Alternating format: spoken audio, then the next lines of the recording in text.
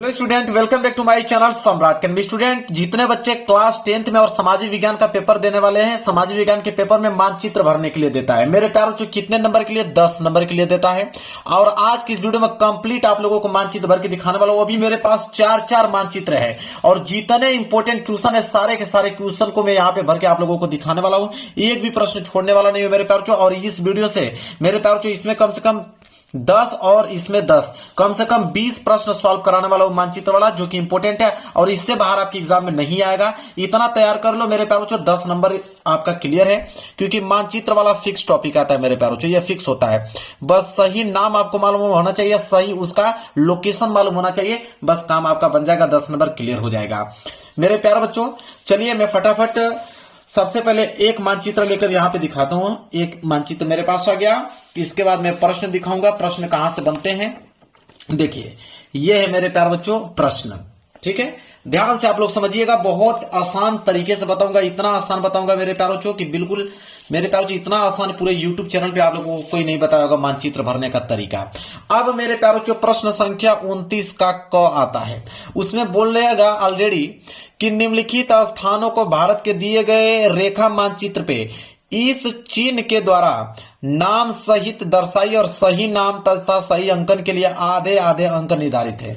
इसका मतलब यह है मेरे प्यारे बच्चों कि अगर सही नाम आपने बताया तो आधा अंक, सही आपने उसका लोकेशन बताया तो आधा अंक, टोटल 1 अंक मिलेगा एक प्रश्न पे। और इस चिन्ह के द्वारा आपको दर्शाना है 29 का क, ठीक है। 5 नंबर आपका इतिहास से आता है और 5 नंबर आपका भूगोल से आता है। क्लियर है? देखिए पहला प्रश्न हम पढ़ते हैं। पहला प्रश्न बोल रखा है इसने कि वह स्थान जहां 1927 में भारतीय राष्ट्रीय कांग्रेस का अधिवेशन हुआ। तो मेरे प्यारे बच्चों कह रहा है कि 1927 में भारतीय राष्ट्रीय कांग्रेस का अधिवेशन कहां हुआ, ठीक है। तो मेरे प्यारे बच्चों कहां पे हुआ है? तो मेरे प्यारे जो मद्रास में। कहां पे? मद्रास में। नाम तो आपको मालूम चला गया कि मद्रास में हुआ। अब उसी मद्रास का मेरे प्यारे बच्चों यहां पे नाम चेंज कर चेन्नई रखा गया है मेरे प्यारे बच्चों। क्या रखा गया है? चेन्नई रखा गया है मेरे प्यारे बच्चों, इस बात को ध्यान रखिएगा। पहले मद्रास था, अब उसको चेन्नई में इंक्लूड कर दिया, मतलब चेन्नई उसका नाम रखा गया है। तो 1927 में भारतीय राष्ट्रीय कांग्रेस का अधिवेशन हुआ मद्रास चेन्नई में। अब इसी का लोकेशन आपको दर्शाना है कि चलिए आप लोकेशन पे बताइए कि मद्रास आखिरकार है कहां, ठीक है। तो मद्रास आपको बताना है, यह आपका मानचित्र। ऐसा 2 मानचित्र आप लोगों को मिलेगा, ठीक है। तो देखिए मानचित्र में हम लोगों को मद्रास दर्शाना है और मद्रास का सही लोकेशन में आप लोगों को बताता हूं। देखिए यह है आपका मद्रास चेन्नई, आप देख रहे हो, ध्यान से आप लोग देख लीजिए मेरे प्यारे बच्चों। तो यहां पे जो लोकेशन दिख रहा है इसको हम लोग ऐसे कवर कर देंगे क्योंकि इसी चिन्ह से बोला था। और यहां पे साइड में मेरे प्यारे बच्चों हम लोग लिख देंगे मद्रास। ये पहला का है तो यहां पे पहला सिंबल डाल देंगे। मद्रास है तो यहां पे लिखेंगे मद्रास। मद्रास मैंने नाम भी बता दिया। और इसी मद्रास को अब चेन्नई कहा जाता है मेरे प्यारे बच्चों, इस बात को थोड़ा सा ध्यान में आप लोग रखिएगा। मद्रास और चेन्नई, क्लियर है। ये पहले का आंसर हो गया बिल्कुल कंप्लीट। अब हम दूसरे प्रश्न पढ़ेंगे। देखिए सारे के सारे इंपोर्टेंट प्रश्न, यही प्रश्न आपके पेपर में आने वाला है। दूसरा है कि वह स्थान जहां महात्मा गांधी ने नमक कानून तोड़ा। तो नमक कानून तोड़ा मेरे प्यारे बच्चों महात्मा गांधी कहां पे? दांडी। कहां पे मेरे प्यारे बच्चों? दांडी में नमक कानून तोड़ा था। अब दांडी को हम लोग सही लोकेशन पे दर्शाना है मेरे प्यारे बच्चों। तो यह मानचित्र आप देख रहे हो, इस मानचित्र पे आपको दांडी का एकदम एग्जैक्ट लोकेशन आपको बताना पड़ेगा। तो देखिए मेरे प्यारे बच्चों एकदम एग्जैक्ट लोकेशन आप लोगों को बता रहा हूं। दांडी यहां पे आता है मेरे प्यारे बच्चों। देखिए यह जो पोजीशन है मेरे प्यारे बच्चों यह है दांडी का। ऐसे आपको घेर कर और यहां पे कहीं तीर का निशान लगाकर आपको दूसरा प्रश्न है तो आप यहां पे लिख दीजिएगा दूसरा प्रश्न। और दांडी है तो और यहां पे लिखिएगा दांडी। क्लियर है? बस यही काम आपको करना है, सही नाम और सही दिशा आपको बताना है, इसका सही लोकेशन, बस आपको 1 अंक मिल जाएगा। अब 2 प्रश्नों का जवाब हमने बता दिया, ठीक है। तीसरा इंपॉर्टेंट प्रश्न देखिए क्या है। तीसरा है मेरे प्यारे बच्चों कि वह जनपद जहां जलियांवाला बाग की घटना घटी। तो वह जिला आपको बताना है जहां जलियांवाला बाग की घटना घटी मेरे प्यारे बच्चों। कहां पे?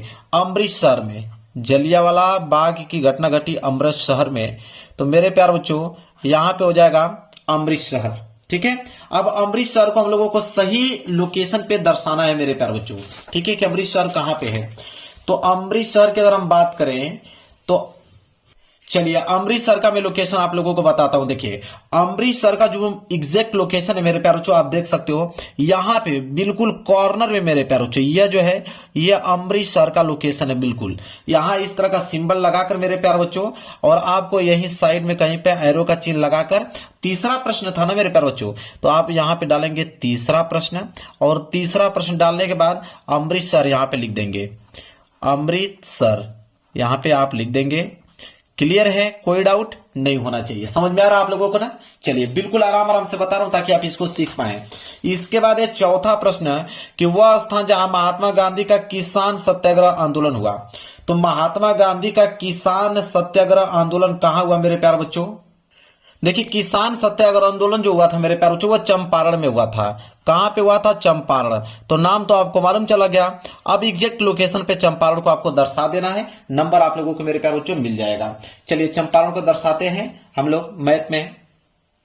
चलिए चंपारण का अगर मैं एग्जैक्ट लोकेशन आप लोगों को बताऊं तो चंपारण मेरे प्यारे बच्चों यहां पे है।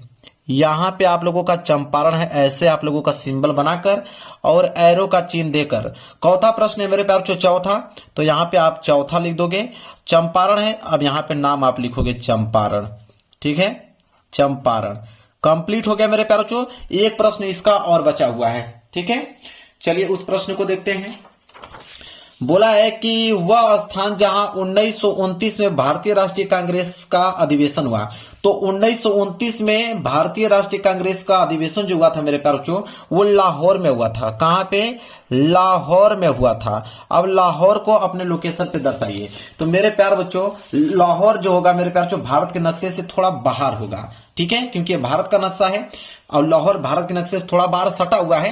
कहां पे? देखिए पूरा दिख रहा है आप लोगों को, ये वाला जो लोकेशन देख रहे हो, ठीक है, यही लाहौर है। ठीक है, यह वाला लोकेशन आप देख रहे हो, यही आपका लाहौर है। यहां पे मेरे प्यारे बच्चों एरो का चिन्ह देकर पांचवा प्रश्न कर रहे हो ना, तो यहां पांचवा ऐसे डालकर लाहौर लिख दीजिए, लाहौर। ठीक है, क्लियर है, समझ में आ रहा आप लोगों को? चलिए अब आगे बढ़ते हैं मेरे प्यारे बच्चों। अब अगला है ख वाला। ठीक है, 29 का ख। अब मेरे प्यारे बच्चों 29 का ख के लिए एक अलग से मानचित्र आप लोगों को मिलेगा। दो मानचित्र मिलेगा आप लोगों को, एक 29 का क करने के लिए, एक आपको 29 का ख करने के लिए। तो 29 के ख के लिए अब हम लोग नया मानचित्र लेंगे। तो ये पुराने मानचित्र को हम हटा देते हैं क्योंकि हमने 29 का क वाला यहां पे कर दिया, और यहां पे आपको लिखना भी पड़ेगा। ठीक है, कि आप जो है 29 का यह वाला क वाला किए हैं, तो ये 29 का क है।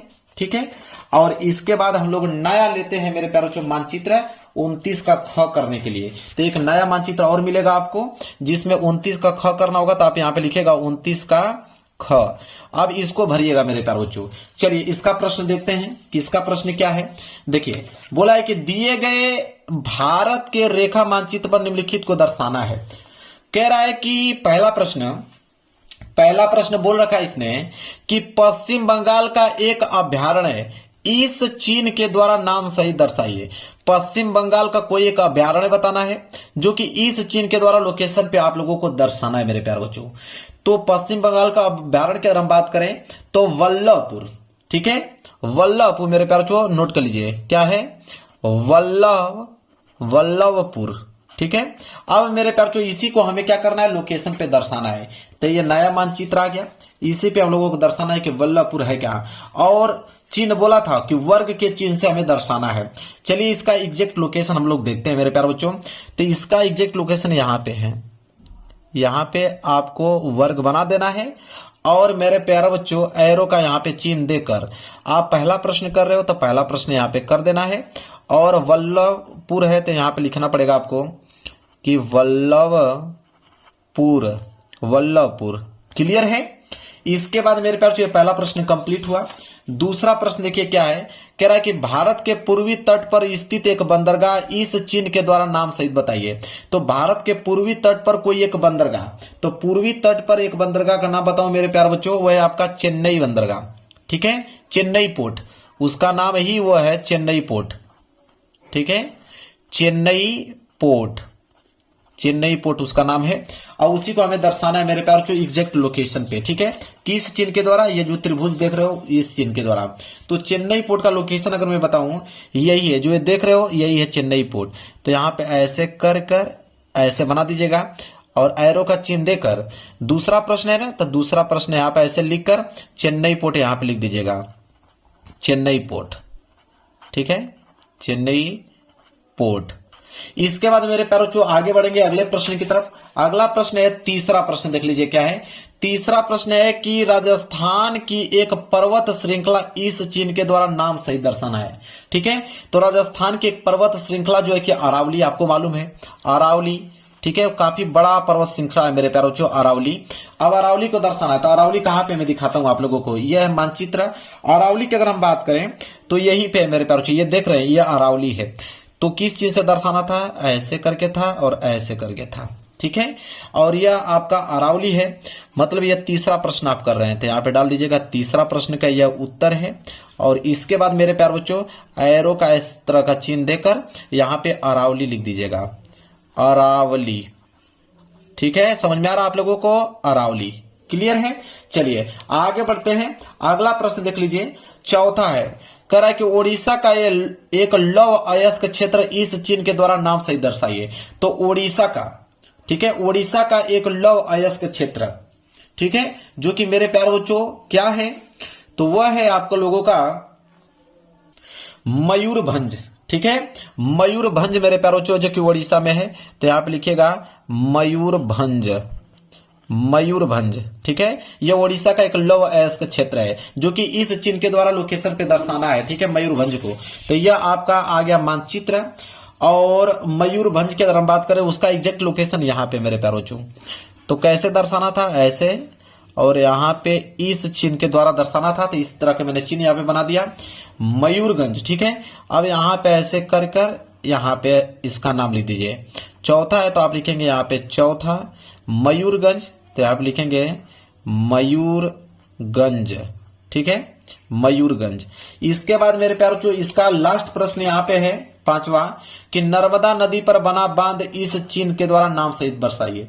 तो नर्मदा नदी पर कोई एक बांध, तो नर्मदा नदी पर बांध मेरे प्यारों जो है सरदार सरोवर बांध, आपको मालूम होगा सरदार सरोवर बांध, सरदार सरोवर बांध, यह है आपका नर्मदा नदी पे जो कि इस चिन्ह के द्वारा दर्शाना है। तो नर्मदा नदी का अगर मैं लोकेशन आपको बताऊं तो नर्मदा नदी का जो एग्जैक्ट लोकेशन है मेरे प्यारे बच्चों वो यहां पे है, यहां पे नर्मदा नदी है।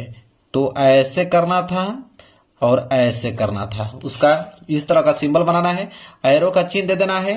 पांचवा प्रश्न करो तो पांचवा, और यहां पे लिखना पड़ेगा सरदार सरोवर बांध, सरदार सरोवर बांध। क्लियर है मेरे प्यारों, जो समझ में आ रहा है आप लोगों को, इससे बाहर आपके एग्जाम में नहीं आएगा। तो यहां तक मैंने बता दिया, ठीक है। चलिए इस पेपर का मैंने मानचित्र बता दिया, अब एक और पेपर में दिखाता हूं, उसका मानचित्र कराता हूं।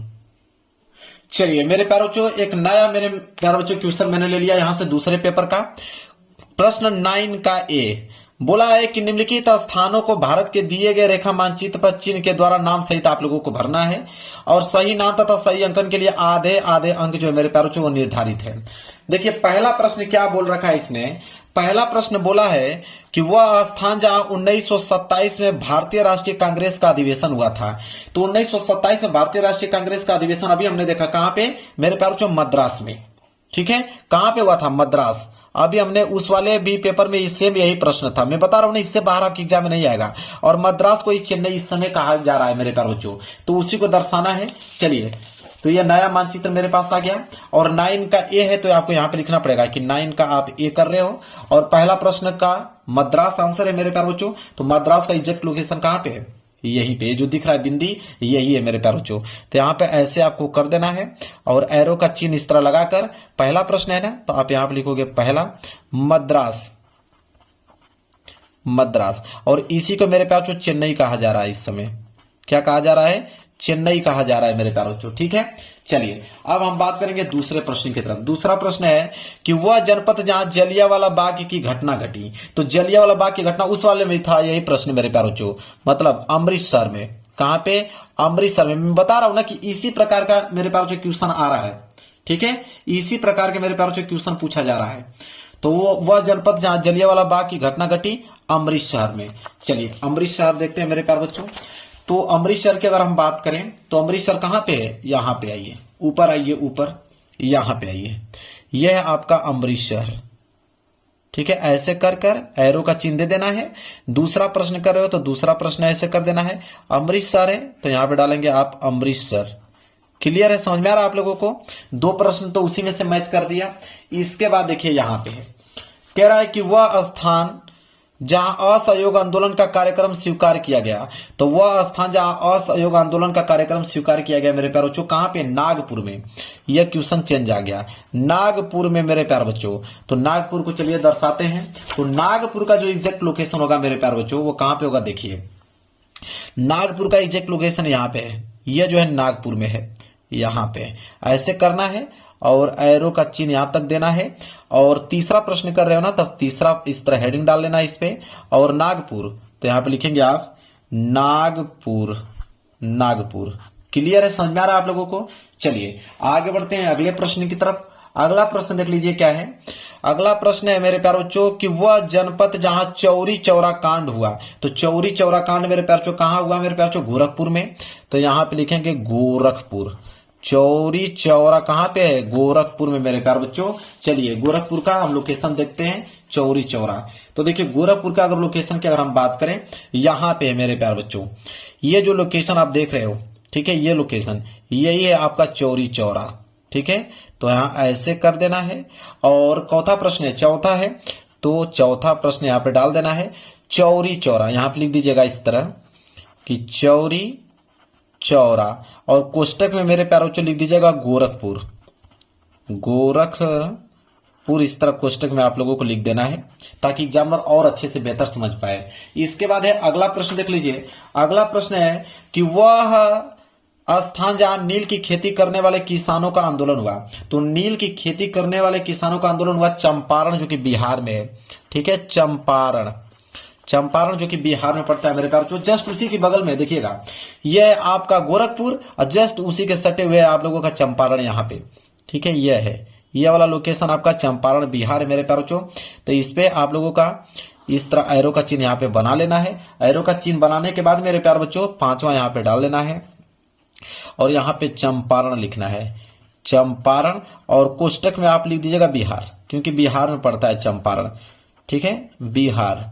ठीक है, पांचों प्रश्नों का उत्तर मैंने बता दिया। चलिए अब आएगा 9 का मेरे प्यारे बच्चों। चलिए अब आ गया मेरे पास 9 का बी। 9 के बी के लिए देखिए नया मानचित्र मैंने ले लिया और यह 9 का बी यहां से प्रश्न स्टार्ट हो गया।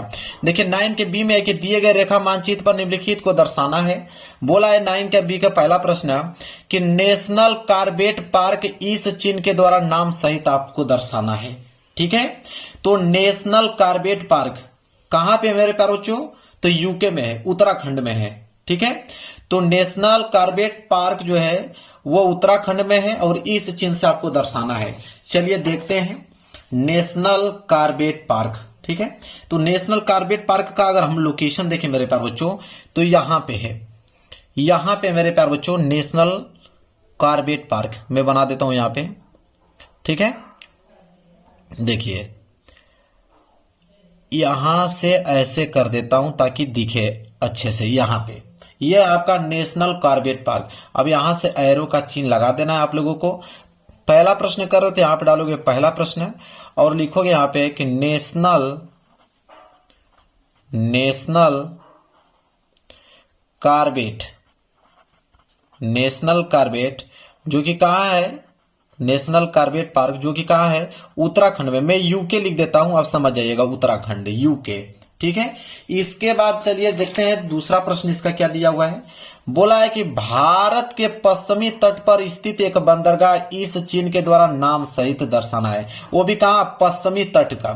तो पश्चिमी तट पे अगर मैं बंदरगाह की बात करूं तो कांडला, कांडला बंदरगाह बहुत फेमस है पश्चिमी तट का। तो कांडला को इस चिन्ह के द्वारा दर्शाना है। कांडला का अगर लोकेशन मैं बताऊं आप लोगों को, देखिए ध्यान से, कांडला का लोकेशन यहाँ पे मेरे प्यारे बच्चों, यहाँ पे ऐसे हमें इस लोकेशन से दर्शाना था। मैंने इस तरह का लोकेशन बना लिया, एरो का हमने चिन्ह यहाँ पे दे दिया। दूसरा प्रश्न कर रहा हूं तो यहाँ पे डालूंगा दूसरा प्रश्न, कांडला है तो यहां लिखेंगे कांडला, कांडला बंदरगाह है तो आपको लिखना पड़ेगा बंदरगाह। ताकि एग्जामिनर को समझ में आए कि हाँ ये बंदरगाह है, कांडला बंदरगाह। ठीक है, इसके बाद चलिए आगे बढ़ते हैं तीसरे प्रश्न की तरफ। देखिए तीसरा प्रश्न क्या है कि शिवालिक पर्वत श्रृंखला इस चिन्ह के द्वारा नाम सहित दर्शाइए। देखिए शिवालिक पर्वत श्रृंखला बहुत ही ज्यादा बड़ी है मेरे प्यारो बच्चों, कई राज्यों से होकर जाती है मेरे प्यारो बच्चों। ठीक है, शिवालिक पर्वत श्रृंखला को अगर दर्शाना होगा तो यहां से स्टार्ट होगा, यहां से मेरे प्यारो बच्चों देखिए यहां से स्टार्ट होगा, पूरा यह जाएगा, यहां से स्टार्ट होगा। देखिए पूरा का पूरा कहां पे मेरे प्यारो बच्चों आपको दिखा दो, बहुत बड़ा है मेरे प्यारो बच्चों। ये ऐसे होते होते होते होते कहां पे जाके रुकेगी, यहां पे, इतना बड़ा है आपका। ठीक है, और यहाँ पे लिख दीजिएगा, एरो का चिन्ह लगा दीजिएगा और लिख दीजिएगा। तीसरा प्रश्न है तो यहाँ पे तीसरा क्या है, शिवालिक पर्वत श्रृंखला ना, तो यहाँ पे लिखिएगा शिवालिक पर्वत श्रृंखला है, तो लिखेंगे पर्वत श्रृंखला। क्लियर है। चलिए अब हम बात करेंगे अगले प्रश्न की तरफ। अगला प्रश्न है वह आपका कि गुजरात की राजधानी इस चिन्ह के द्वारा नाम सहित आपको दर्शाना है। तो गुजरात की राजधानी कहाँ है, गांधीनगर। तो गांधीनगर कहाँ है मेरे प्यारो बच्चों, देखिए ये जो आप देख रहे हो मेरे प्यारो बच्चों, ये राजधानी है ये वाला। तो किस चिन्ह से दर्शाना था मेरे प्यारो बच्चों, तो यहाँ इसको रंगा हुआ है और इस तरह घेरा हुआ है, इसी लोकेशन से दर्शाना था। एरो का चिन्ह यहाँ पे दे देंगे। और चौथा प्रश्न कर रहे हैं, तो चौथा प्रश्न गुजरात की राजधानी गांधीनगर, लिखेंगे गांधीनगर।